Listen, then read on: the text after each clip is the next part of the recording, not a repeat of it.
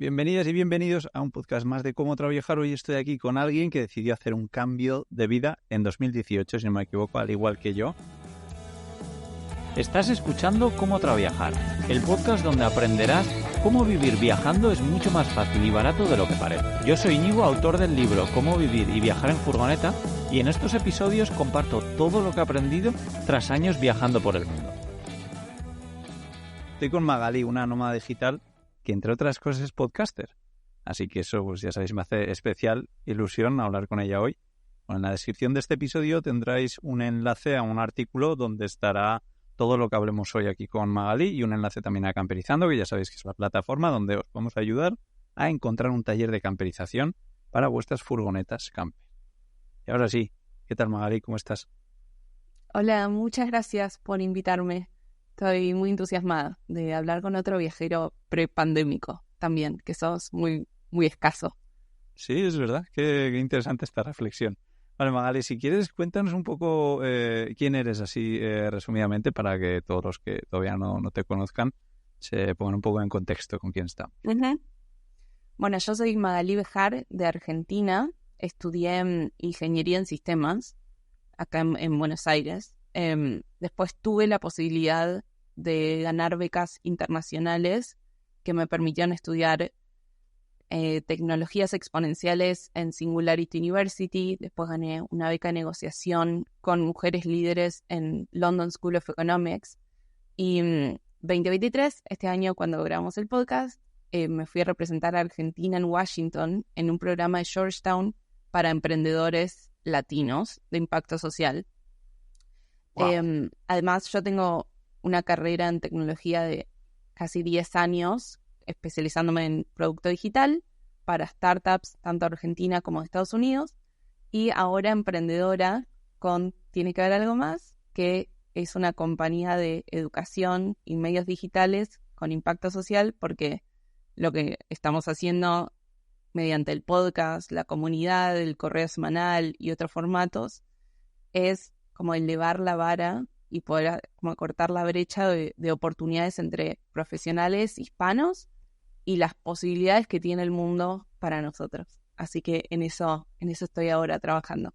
Qué guay, nada, me imagino que sí, que estás a tope y nada, todo suena genial. Tengo curiosidad de cómo fue para ti conocer este término que ahora utilizarás tanto, que es el nómada digital, ¿no? ¿Cómo fue cuando lo escuchaste? No sé si conociste a personas que vivían trabajando y viajando por el mundo. Bueno, mi aproximación fue gracias a internet, porque a mí ya me venía pasando, creo que, o sea, cuando intento hacer memoria, para mí ya venía como desde 2016, esto de plantearme que yo venía como en un crecimiento acelerado de mi carrera, muy de oficina, todo muy clásico, y ahí por primera vez apareció para mí el tiene que haber algo más que solo esto hasta mi retiro, hasta mi jubilación. Y a mí me llevó mucho tiempo resolver esa pregunta, porque preguntarlo es fácil, pero conseguir esa respuesta de, bueno, si esto no es que sí, es muy complejo. Entonces, cuando yo estaba buscando, bueno, ¿qué quiero que sea el resto de mi vida por al menos los próximos muchos años? Me puse a hablar con todo tipo de gente, investigar y mucho Google, cosas que no sé si ahora se hacen, pero hasta que me encontré con un blog de una desconocida del otro lado del mundo diciendo que era nómada digital. Y para mí, a mí se me abrió como una puerta de decir, a ver, esta chica, asumo que era europea, no sé, tiene otro contexto muy distinto al mío, latino, sobre todo en Argentina, pero quizás si alguien del otro lado del mundo lo pudo hacer, yo tengo un 1% de chance que si trabajo mucho y me lo planteo de acá a 5 años, quizás lo pueda hacer. Imagínate cómo me miraban las personas cuando yo les decía, 2016, quiero trabajar remoto. Era algo que no existía. Todos me decían como, eso no se puede, estás loca, ¿qué te quejas? Como tenés todo resuelto acá, bueno, etcétera. Entonces es muy difícil ir contra la corriente cuando querés hacer algo diferente a tu entorno, pero esa fue mi aproximación y fue muy difícil ejecutarlo. O sea, a mí me llevó 2 años desde que se me cruzó la idea hasta que pude alinear mi carrera para tener un trabajo remoto. Sí, la verdad es que alguien escuchaba que decía que la media para conseguir un trabajo en remoto o ser nómada digital es como 1 año y medio cuando trabajas pues jornada completa intentando lograr ese sueño, ¿no? Que en 1 año y medio que se suele lograr, y por lo que veo que más o menos con la gente sí puede ser ahí entre 1 año y 2 años, o igual un poquito más, un poquito menos, depende de la persona y la situación. Pero has mencionado Argentina, porque tú eres de allá, pero ¿cómo era la vida en Argentina antes de que tú encontrases un poco la posibilidad de trabajar en remoto? Bueno, para mí era una vida como un poco previsible. Siempre tuve la suerte y como la energía de buscarlo, de estar rodeada tanto con mis amigos como mi familia, de gente como muy capaz, con muy buena energía, haciendo buenas cosas. Entonces yo creo que veía como, viste, lo mejor de lo mejor, y como me la rebusqué mucho para estar en esos lugares. Entonces venía a una posición muy afortunada. No era mi situación que yo decía, odio mi ciudad y no me gusta nada. A mí sí me gustaba. Lo que pasaba era que era como, bueno, no sé, ya conseguí estas cosas, ¿y qué sigue? ¿Viste? Era un poco eso.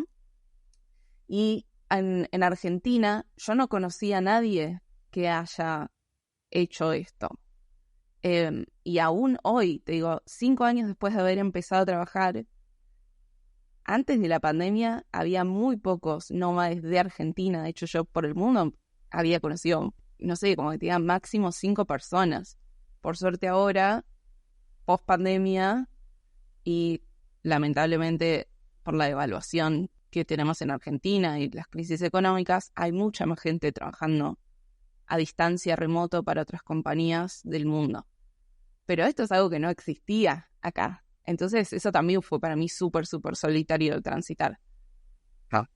Y bueno, ¿cómo fue cómo empezaste? Entiendo que, como bien dices, pues la gente estaría un poco en tu contra, pero ¿qué es lo primero que intentaste para poder ganarte la vida a través de un ordenador?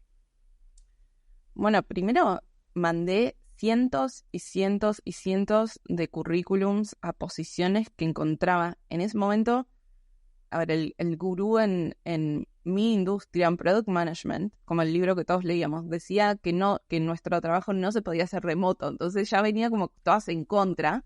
Sí. Y había muy pocas posiciones remotas. Cuando te digo muy pocas, es quizás que encontraba 5 cada 2 semanas o al mes, porque no se usaba trabajar remoto para lo que yo hacía. Entonces, después de mandar cientos y cientos y cientos de emails, imagínate la frustración, como pensar, yo esto no lo voy a poder hacer, esto es imposible, estoy soñando una foto como de internet que yo no voy a poder acceder a eso. Algo que me funcionó, además de muchísima perseverancia, es un poco arremangarme y bajar mi ego y decir, ¿sabes qué? Tengo muchas habilidades, sobre todo viniendo de tecnología y muchas habilidades digitales. Le pregunté a mis amigos, como, ¿alguien necesita que yo haga algo? ¿Te puedo resolver cualquier cosa? ¿Qué querés? Email marketing, marketing digital, no sé, cosas de tecnología, de producto, lo que sea, yo te lo resuelvo. La única condición es que lo haga a distancia.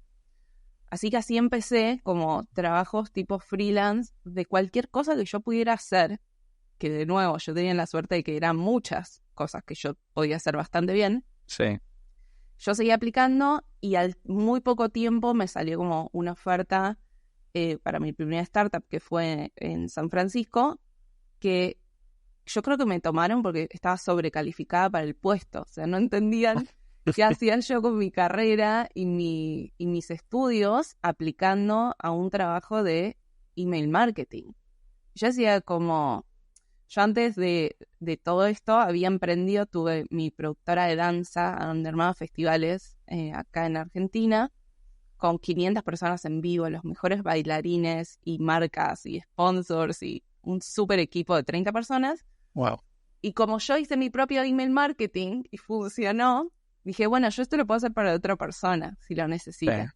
Sí. Entonces yo iba contando esta historia yo lo hice para mí misma y funcionó. Entonces eso, me tomaron un poco como, entre comillas, o sea, mal paga porque estaba en un puesto que no correspondía. Pero no importa, porque acá para mí mi lección fue entrar y trabajar, como cumplir con eso.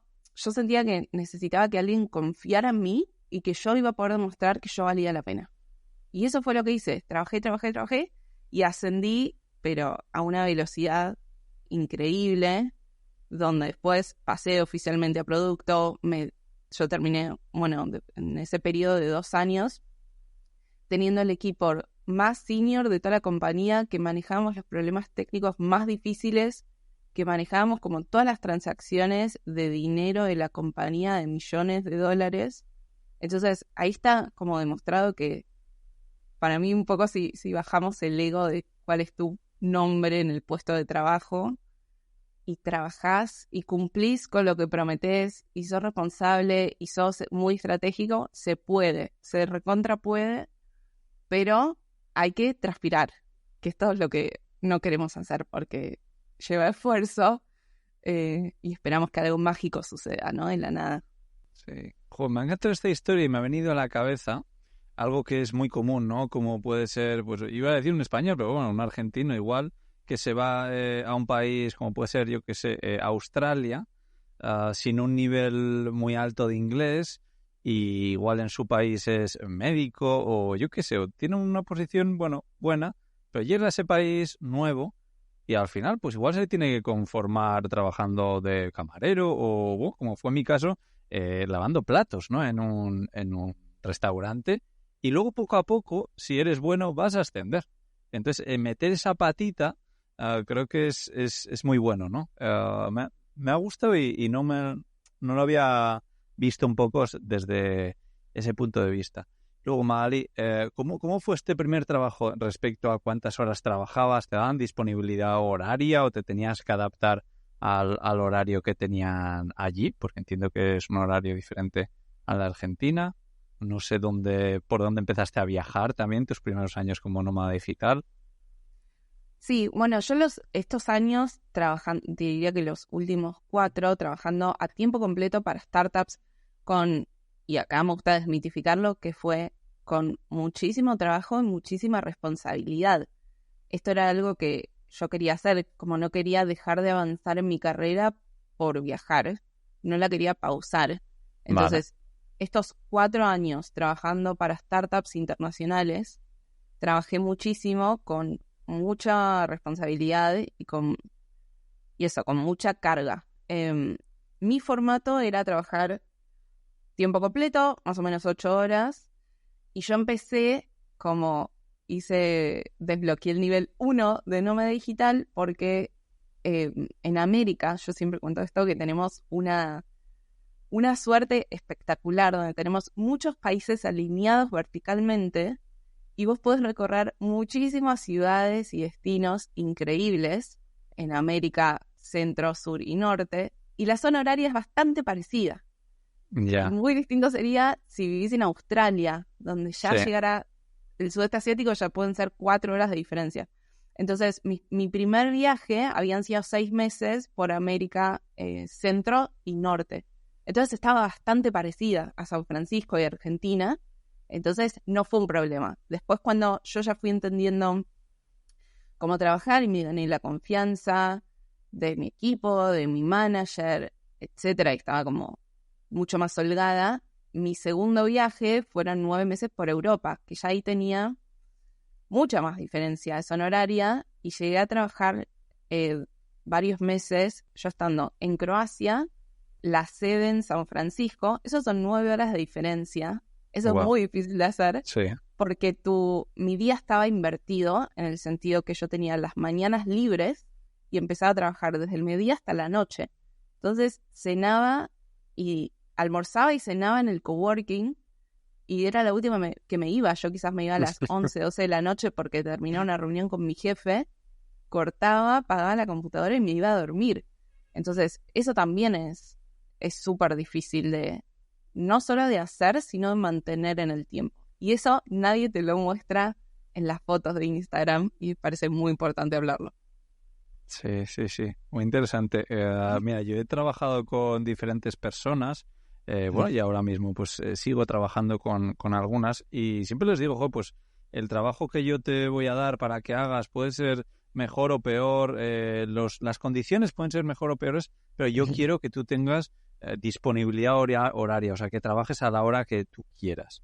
O sea, porque para mí eso es muy importante, para mí como viajero, ¿no? Y digo, joder, pues es algo que le quiero dar a esta persona, ¿sabes? Igual no le puedo dar otras cosas, pero esto sí, y yo hago un esfuerzo para que no tenga un horario, ¿no? Porque efectivamente, pues cuando estás viajando por sitios diferentes es complicado, y como yo también lo estoy haciendo, pues también compaginar todo esto es complicado. Pero bueno, me ha gustado un poco efectivamente cómo desmitificas esto, porque efectivamente no es lo ideal. ¿Y cómo fue, Magali, esa transición de ese trabajo a luego empezar un poco por tu cuenta? Bueno, coincidió con... Fue un proceso como personal muy grande, porque previo a la pandemia, cuando llega el 2020, yo sentía... Primero había normalizado mucho todo esto de viajar. Yo decía... me costó mucho, pero bueno, ya está, lo hice, no sé, como normal. Y cuando llega el confinamiento, veo que mucha gente se arrepentía de cosas que quería haber hecho hace muchos años y no lo hacía, y encima ahora peor, porque todos encerrados por una pandemia. Yo sentía que no me arrepentía de nada, como que había hecho todo lo que quería hacer, y eso para mí fue un abrir de ojos. Y también empezar a ver que lo que yo había hecho durante tanto tiempo no era tan normal y que muy poca gente tenía la posibilidad de lograr algo así y de sostenerlo. Y tenía muchísimas historias. Entonces para mí fue ese proceso de decir, yo sí tengo algo para contar. Como todo esto que hice le pueden servir a otras personas. Entonces apareció la idea de... Esto no me acuerdo la primera vez que lo pensé. Aparece la idea de hacer un podcast, yo sin experiencia de la industria, solo de escuchar podcasts que a mí me gustaban. Y dije, voy a entrevistar a personas que tengo a mi alrededor que son valientes en haber tomado una decisión que vos decís, ¿cómo es esta persona que está como en el mejor 1% fuera de lo normal, entre comillas, que consideramos, o cómo transformó su carrera para destacarse de esta forma? Entonces, por primera vez encontré como el denominador común de muchas personas que me rodeaban, que conocí hace más de 10 años, que era, ¿qué tienen todos ellos en común que están alrededor de mi vida y por qué son distintos? Entonces, el podcast empezó como un experimento de decir, van a haber 7 capítulos, porque total, esto lo va a escuchar solo mi mamá. Sí. Y ya está, y me saco las ganas, y listo. Pero lo que pasó es que ya cuando hicimos los primeros episodios, estuvo bien hecho. A ver, yo tengo como una exigencia muy alta en la forma de trabajar, entonces estuvo bien, lo mejor que se pudo. Desde el principio estuvo bien el lanzamiento y empezó a funcionar. Como la gente lo empezó a escuchar y la gente quería venir de invitada, ¿viste? Y resonaba mucho con el mensaje, porque además yo elegí conscientemente que sea en español, porque nos falta mucha información, muchos referentes que te digan que vos también podés hacerlo. Así que del experimento, a los 6 meses de haber lanzado, llegó a ser el show más escuchado de Argentina. Y ahí abrió toda una nueva etapa de como, esto está bueno, está bien hecho, y hay mucha gente del otro lado que yo no conozco, que nos escribían, porque resonaban con esto, con esa como insatisfacción, o también estaban buscando algo más en su vida, o ya lo habían hecho y no tenían con quién hablarlo. Entonces ahí se empezó a gestar una cosa 1000 veces más grande de lo que empezó siendo como el podcast, experimento de hobby. Qué guay, suena una historia espectacular. Bueno, cuéntanos, porque hay gente además que nos escucha desde Argentina, ¿qué show era? Y también, Teuku, me gustaría saber cómo llegaste a ese show. No sé si fuiste tú la que fuiste a llamarles o ellos por el podcast te descubrieron. El podcast hoy sigue siendo muy parecido a cómo empezó. O sea, el momento que estamos grabando esto, habré hecho unas 90 entrevistas. La diferencia es que yo mejoré 1000 veces. Si escuchás la conversación número 1 a la última que hayamos publicado, vas a ver cómo yo me volví muchísimo mejor a cómo empezamos. El formato sigue muy parecido, pero eso, yo me volví como más incisiva en las preguntas, investigo mucho a la persona que viene para poder hacer preguntas que nunca les hayan hecho, y eso a mí me encanta, cuando veo en su cara que se quedan pensando y me dicen, qué pregunta más difícil, nunca nadie me preguntó esto en vivo, o cómo sabías esto. Así que es bastante parecido, pero mejoramos un 1%, esta es parte como de los valores de equipo, del semana a semana lo hacemos un 1% mejor que la vez anterior. Sí, la mejora continua creo que es muy, muy, muy importante. Y bueno, me gustaría también que nos digas, soy consciente de que te gusta bastante leer y que lees también libros de desarrollo personal, de un poco de cosas que creo que nos pueden ayudar. ¿Hay alguno concretamente que quieras nombrar que creas que le pueda ayudar a personas que escuchan este podcast, personas que quieren vivir viajando, que sueñan un poco con esto? Sí, creo que, a ver, hay uno que se me viene a la cabeza, que es un libro de Derek Sivers, que es un emprendedor, que el libro se llama Anything You Want. Y te digo por qué. No es específico de viajes ni de nómadas digitales, pero leyendo este libro y como procesando, creo que esto lo mandé en mi correo semanal alguna vez, como un resumen de por qué para mí me pareció tan importante, que hay algunos puntos que me parecieron distintos. Primero, este concepto de no querer impresionar a un jurado invisible, como, viste que hay gente que quiere ser súper millonario, otros quieren tener su compañía, otros quieren, no sé, no trabajar y retirarse temprano, o ser un unicornio y estar en Silicon Valley, y otros no quieren tener fama. Para mí lo importante es como, ¿qué querés vos? ¿Qué querés vos? Y no estar impresionando a un jurado que no existe, que creemos que está mirando lo que hacemos. Y no llegar a tu lecho de muerte pensando como que desperdiciaste tu vida haciendo las cosas que otros querían que vos hagas y no lo que vos querías hacer. Entonces, tomemos como decisiones que sean valientes y preparadas y miramos el riesgo para que si se te cruza una oportunidad, solo la aceptes. Esto como muy icónico de este autor, como solo aceptar las oportunidades que son súper sí.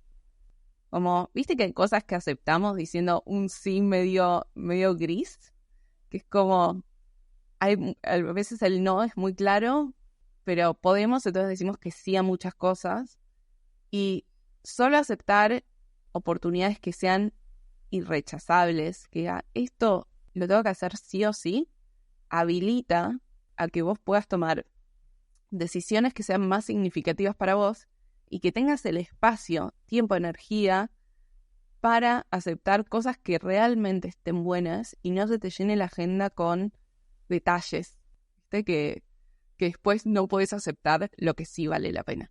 Sí. Me encanta, me encanta. Bueno, que sepáis que dejaremos, por supuesto, un enlace al libro en el artículo que acompaña este podcast en comotraviajar.com/Magali. Y me gustaría preguntarte por qué tú personalmente crees que la gente que quiere vivir viajando no acaba de dar el paso, ¿no? Porque estoy seguro de que te llegan miles de personas, joder, qué envidia, me gustaría hacer lo que tú haces. Muchísimas personas, pero ¿por qué hay tantas? ¿Por qué la gran mayoría no dan el paso? Para mí tiene varias respuestas esto. Primero, porque es difícil. Es algo de ser difícil, porque si fuese fácil, todos lo harían. Requiere mucho coraje. requiere salir de tu máxima zona de confort para poder hacer esto. No es una trivialidad. Y te tenés que enfrentar a muchos miedos. Quizás nunca viajaste solo. O quizás, no sé, te da miedo estar lejos de lo que conoces, de tu casa, de tu gente, de tu cultura. Y además, hay algo que es muy importante, que es que la vida se te interpone en el medio de tu gran objetivo. Pasan cosas. Quizás a mí lo que me pasaba en ese momento era que yo estaba en una pareja de una relación larga y él no quería viajar y yo sí. Entonces, ¿cómo haces con eso? Como vos vas cambiando y en el medio pasa, no sé, alguien de tu familia se puede enfermar, podés perder tu trabajo, podés tener planes que no son compatibles con esto que querés. Entonces, poner tu objetivo, tu gran objetivo a largo plazo e ir dando pasos pequeños para acercarte a eso es muy difícil, porque vas a tener a toda tu gente a tu alrededor queriendo otras cosas para vos que no son tu objetivo. Entonces, la pregunta de cómo compatibilizás eso es compleja y nunca es un buen momento para irte de viaje. Siempre va a pasar algo. Que digas, de acá a 6 meses cumple mi mamá, cumple mi papá, o es mi cumpleaños, o lo que sea. Entonces, compatibilizarlo me parece que es uno de los mayores desafíos y trabajar hacia ello. Sí, interesante. Hay muchas personas que pasan por este podcast que en vez de trabajar online trabajan por temporadas, ¿no? Vienen a una granja recogiendo tomates o de cualquier forma, pero trabajan de forma muy intensa durante unos meses para luego poder viajar otros cuantos. No es tu caso, no es mi caso tampoco. Quiero saber por qué para ti es mejor trabajar online, ser nómada digital, que no hacer un trabajo por temporadas. Esto es muy personal. Mi respuesta es que a mí me encanta trabajar, que me gusta lo que hago, me gusta emprender, me gusta ver cómo se desarrollan las cosas y tener proyectos, porque eso va con mi personalidad. No hay respuesta correcta, va a depender de cada uno, todo está bien, pero eso es lo que a mí me pasa. A mí me gusta emprender y me gusta trabajar en proyectos y ver cómo eso se desarrolla. Entonces, para mí no tendría sentido no trabajar una temporada porque, no sé, estaría en la playa pensando qué hacer con mi tiempo. Por eso creo que también lo que estoy haciendo Tiene que haber algo más, tiene esta misión tan grande, como tan ambiciosa, de que va a llevar muchos años hasta poder construirlo, pero, por ejemplo, algo que yo creo que está aportando un grano de arena en todo esto es haber abierto la comunidad de Tiene que haber algo más, que es una membresía online, que es remoto, porque todas estas personas que escuchaban el podcast y me escribían a mí y decían, Magalí, me pasa esto y me siento solo, los conecté entre ellos. Entonces, ahora puedo tener un grupo de 60 personas desde 8 países, 25 ciudades, que son súper talentosas. Yo no te puedo explicar los cerebros que hay adentro, y con buena onda, con ganas de ayudar a los demás.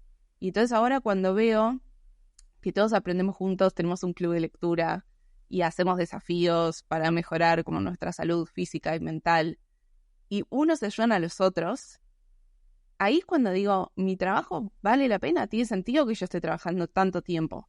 Porque si genero esto y genero estas conexiones y después uno se contrata al otro o me llegan mensajes diciendo, gracias a la comunidad pude hacer este proyecto que hace años lo venía pensando y no lo hacía. O Magalí, gracias a la beca que vos la publicaste, quedé y ahora estoy accediendo a algo que hubiese sido imposible porque no conocía. Para mí hace que valga la pena trabajar. Pero de nuevo, es algo muy personal y va alineado como a mis valores, que quiero construir grandes cosas a través de los años. Sí, me encanta porque como tú puedes un poco salir de la ecuación para que entre ellos se retroalimenten y bueno, pues sigan aprendiendo y poniendo un poco en práctica todo lo que han escuchado de los invitados de tu podcast, ¿no? Al final has llevado muchísimas personas diferentes que siempre aportan mucho. Yo he escuchado unas cuantas entrevistas, me encanta. Pero quiero saber un poco más esta comunidad, de qué trata, cómo están en contacto todas estas personas que pertenecen a la comunidad, qué tipo de eventos soléis hacer. Bueno, esto está pensado para personas que están muy ocupadas en su día a día, entonces tiene parte como sincrónica en vivo y parte asincrónica donde vamos conversando en la semana. Por la parte en vivo, todas las semanas hacemos una sesión virtual donde o yo doy una clase o viene uno de los participantes y enseña algo que sabe, o viene un invitado al podcast y tenemos la oportunidad de hacerle preguntas en vivo de lo que sea, o viene, no sé, por ejemplo, un participante y presenta un caso práctico de una decisión que tiene que tomar y entre todos lo ayudamos a desbloquear, o trabajamos en nuestros objetivos, o nos juntamos a debatir de un libro en el club de lectura. Entonces, todo esto hace que nosotros podamos como elevar la conversación. Que un grupo de extraños se pueda juntar a hablar de un tema que nos haga avanzar en lo que queremos.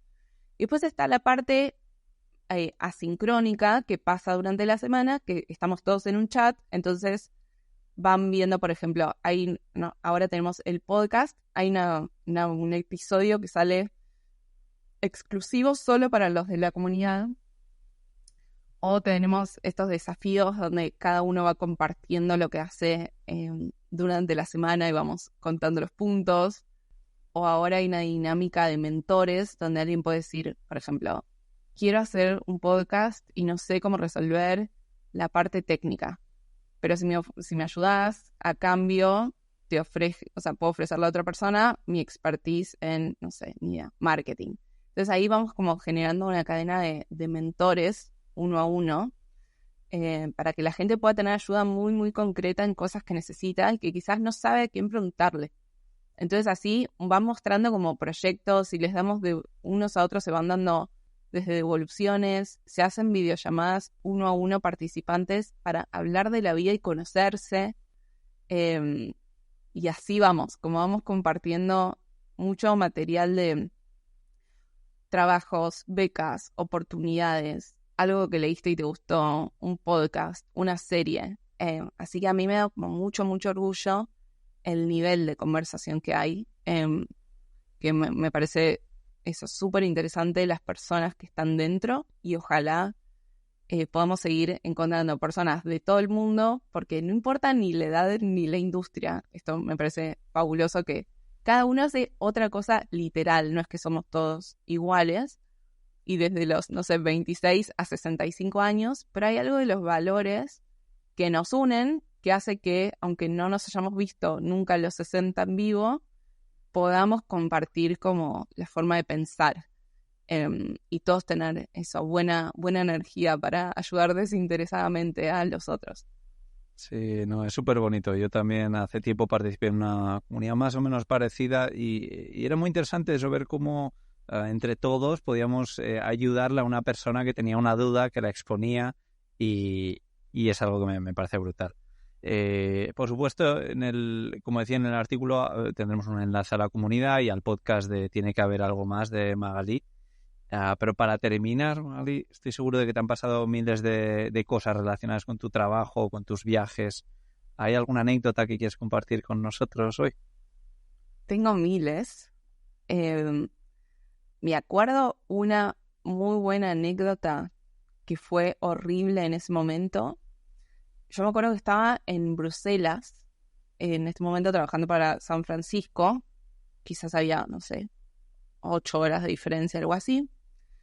Y, claro, calcularle, yo siempre tengo en mi celular como las distintas zonas horarias con las personas que estoy involucrada. Entonces todo el tiempo veo qué hora es acá, qué hora es allá, qué hora es en Argentina.